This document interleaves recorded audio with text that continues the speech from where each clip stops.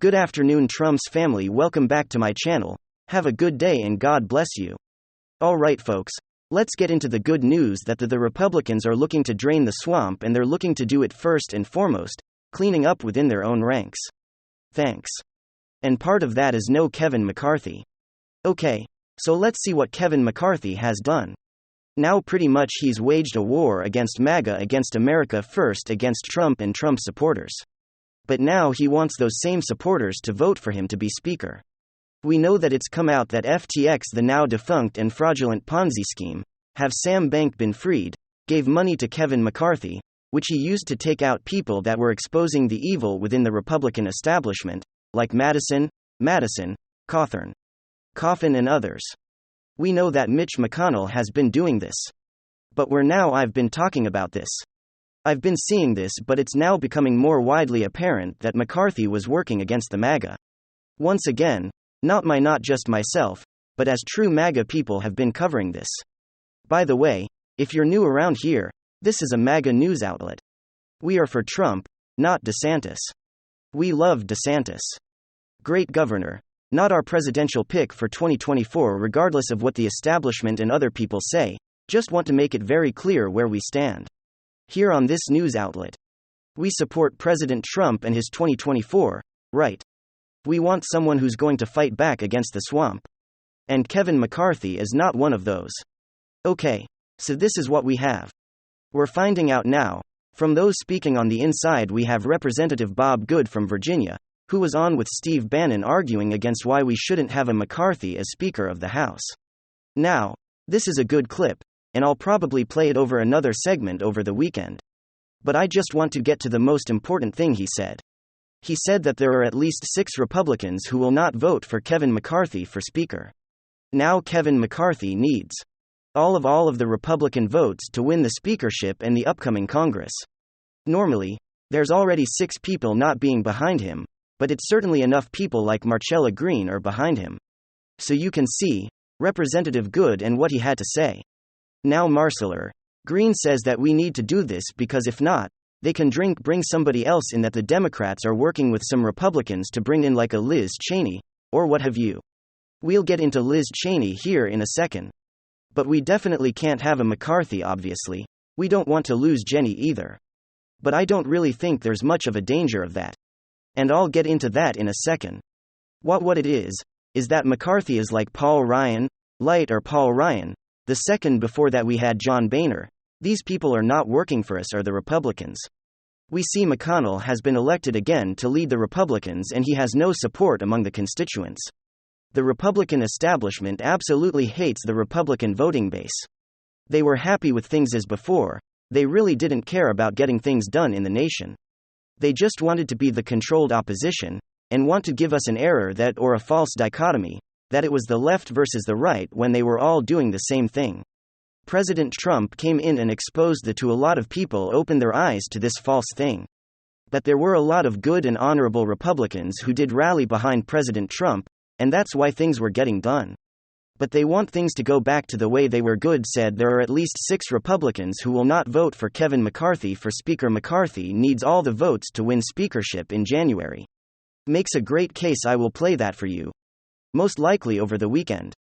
Okay, but we're getting some more inside information about this. Natalie Winters, executive editor and co-host for The War Room on Steve Bannon, talks about McCarthy not being the right guy for this. I think there's a snippet of fire I may play over the weekend as well. But she made a great point.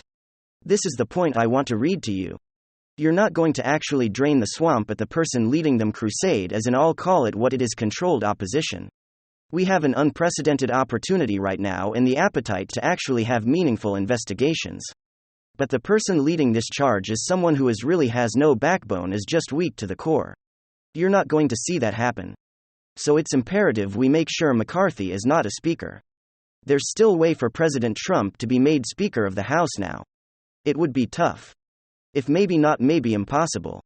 At this point, there are enough folks in the Republican Party that are never Trump heirs, and he would need all the votes, and of course the Democrats. No Democrat would give him a vote. So that wouldn't happen, but if they could get some way get all of the Republican Party on board, that would be incredible. So this is an ongoing saga. I will keep you posted. Now there has been talk of bringing Liz Cheney in, and that would take place, or maybe made possible by Republicans who are TDs working with many Democrats that like Liz Cheney.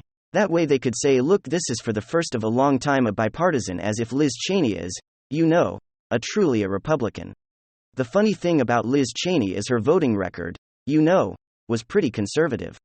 She was highly ranked as far as her ranking of her legislative record was actually pretty conservative. But then she got tapped on the shoulder and said, hey, you must play your part. You are part of the deep state swampy, warmongering family that makes money off of death, destruction of war and the military-industrial complex. You must sacrifice your seat in the House of Representatives, and you must go all out on Trump, and boy, man, she makes this personal. Boy, does she make this personal. And that is why we're getting insights into what the report will look like for the January 6th committee's final report. And like I told you, the clue, it's all TDs. Even staffers on the January 6th panel are seeing the truth about Liz Cheney. And this is some big news. I have lost count how many times I've been called the fascist. These left droids use this word so much that it's completely lost its meaning, and of course a good segment of them have convinced themselves that they're somehow soldiers, heroes fighting a fascist threat, some of them even identifying as Antifa or anti-fascists. Well, the irony of it in the end is that those labeling themselves as Antifa as anti-fascists are, in fact, fascists. This isn't news. Of course, most of us know this. But the irony of these fascist anti-fascists once again resurfaces today as Antifa makes their return. We haven't heard about them for a really long time, but it seems as though they're back in action. And well, they're once again proving our point that they are, in fact, the real fascists. Let me show you guys exactly what's going on as Antifa tries to take on Elon Musk.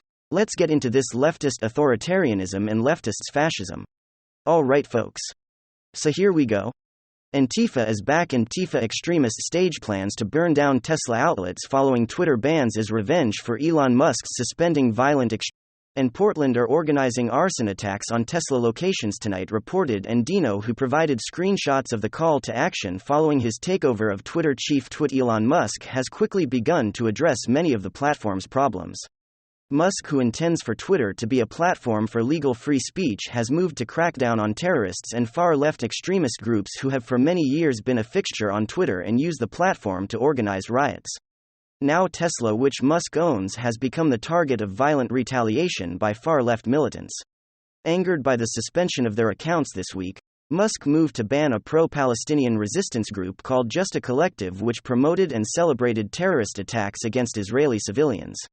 In a separate thread, Musk called for members of the public to report violations of the site's terms of service against younger people's exploitations and far-left extremist violence. Numerous self-identified Antifa militants, including several prominent organizers, have been banned for calling for violence against Chaya Ray Chick, who operates the Popular Lives of TikTok account, and Daily Wire host Matt Walsh. Incitement to violence will result in account suspension, said Musk in response to journalist Andy Noah, who explained that a large number of Antifa accounts operate on the website to promote riots and provide tips to each other on how to identify targets and commit violence. And you know how the left is always going on about how this mega extremist threat is so violent. Conservatives are authoritarian, fascist, and violent. Extremist terrorists is what they tell you. I mean, that's the narrative. But every single time you ask for an example, it's impossible for them to point to anything other than January 6th, or what they do very often is just post a bunch of pictures of angry Trump supporters, the same ones over and over again. You know how they go on and on about the supposed rise in hate crimes, which is all coming from those MAGA terrorists. Yet, the only example that they have is this guy. They just can't find actual examples of this extremist threat that they're constantly going on about. Well, if you flip it around, as Elon Musk asked people to start exposing and reporting actual calls to violence and extremism from the left, well, let's just say the example started to really pour in. Here are a couple examples.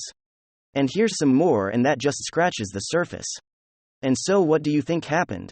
Well, after years of Andy, Noah and others pointing out this clear, violent leftist extremist thread on the platform, and nothing being done, well, pretty much overnight, as Elon Musk was made aware of all of these accounts, a good group of them, if not most of them, instantly got suspended. A mass ban targeting leftist extremist, violent actors. And let's just say Antifa wasn't very happy. And now they're planning arson attacks in retaliation against Elon Musk targeting Tesla facilities. Who are the real fascists? Leftwards are claiming that Elon Musk is now cracking down on lefties. What about free speech? Well, under the free speech umbrella, illegal calls to violence and threats of violence don't qualify. That is not free speech. And what are Antifa leftboids doing now that they're finally being held to account for their actions while they're lashing out and threatening violence? Which side is the true side of violent extremism and authoritarianism? Fascism? It's pretty much as clear as day. Glenn Greenwald had a great take. The leading agitators for online censorship insist it's needed to prevent hateful messages from circulating since those incite rage and violence. Just go check what they tweet all day. It's a never-ending flow of vicious hatred against their enemies, deliberately inciting right. He is absolutely correct. And when they don't get what they want, well, then they try to flex their muscle, and either get what they want through violence in writing or get what they want by using mob pressure and their influence to get major corporations to do their bidding. And of course, that's exactly what they're doing. Once again, Volkswagen has suspended all advertising on Twitter until further notice. I wonder why anti-free speech leftists and allied media began pledged to remove Elon Musk's Twitter from the Google and App stores just like they did with Hurler in their attempt to destroy Parler. I mean, these leftists have been screeching and warning about the extremist threat now that Elon Musk has enabled free speech on the platform. Well, I exist on Twitter every single day and not much has changed. I'm not seeing society fall apart, democracy still seems intact. But of course, despite the fact that Twitter is now a safer place, with these raging lunatic leftists who are inciting violence, no longer on the platform, and with Elon Musk going after people involved in the whole younger individual exploitation world, Twitter seems like a safer place. I'm not really seeing this massive threat. Yet these authoritarian leftists continue to push this fear-mongering nonsense, all of their propaganda, using their allies in the media to now try to strong-arm companies and corporations from pulling their advertising, and Google and Apple, who are essentially oligarchs when it comes to the world of apps and app downloading. They're trying to pressure those companies into removing Twitter off of the app stores. How absolutely disgusting. And you're gonna turn around and tell me and tell people who watch my channel, and people who vote for conservatives, that we're the fascists, the people who are more focused on trying to stop political extremism and call to violence while enabling First Amendment protected basic speech, right to free speech, and especially political speech, were the fascists, as you're now attempting to use mob rule and mob pressure campaigns to delist Twitter from the app stores. These people are out of their damn minds. It's nothing but projection, and it always has been, and we see it pop up in so many different examples. The other side is prejudice. The other side is racist, as they push for actual segregation and discrimination against people based on the color of their skin, as they put people in boxes and condescend towards particular groups of people with these perceived notions of individuals in groups of people based on the color of their skin and where they come from. I mean, the hypocrisy is evident. It's clear, and it plays out in the exact same way over and over again. You are not anti-fascist, you are the fascists. You are not fighting political extremism and political violence. You are the political extremism and political violence. You are not protecting children.